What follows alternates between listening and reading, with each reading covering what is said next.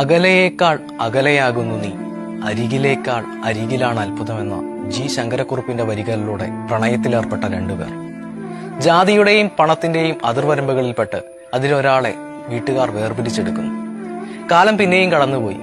വർഷങ്ങൾക്ക് ശേഷം ഒരാശുപത്രി കിടക്കയിൽ വെച്ച് മറ്റൊരാളുടെ ഭാര്യയായി അവളെ അയാൾ വീണ്ടും കണ്ടുമുട്ടുന്നു.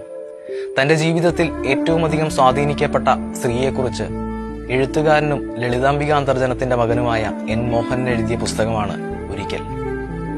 അദ്ദേഹം ഈ പുസ്തകം അവസാനിപ്പിക്കുന്നത് ഇങ്ങനെയാണ്: എന്നിട്ടും അവൾ അറിഞ്ഞില്ല, ആഴക്കടലിനേക്കാൾ അഗാധമായിരുന്നു എന്റെ പ്രണയം, ഏറ്റവും വലിയ മോഹത്തേക്കാൾ വലുതായിരുന്നു എന്റെ ഇഷ്ടം. എന്നിട്ടും അവൾ അറിഞ്ഞില്ലല്ലോ.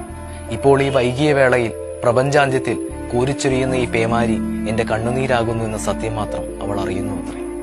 I have loved you with N everlasting love. എന്നെ സ്നേഹം പഠിപ്പിച്ച, സ്നേഹം കൊണ്ട് പരിചരിച്ച പണ്ടത്തെ പെൺകുട്ടി, നിനക്ക് നല്ലത് വരട്ടെ.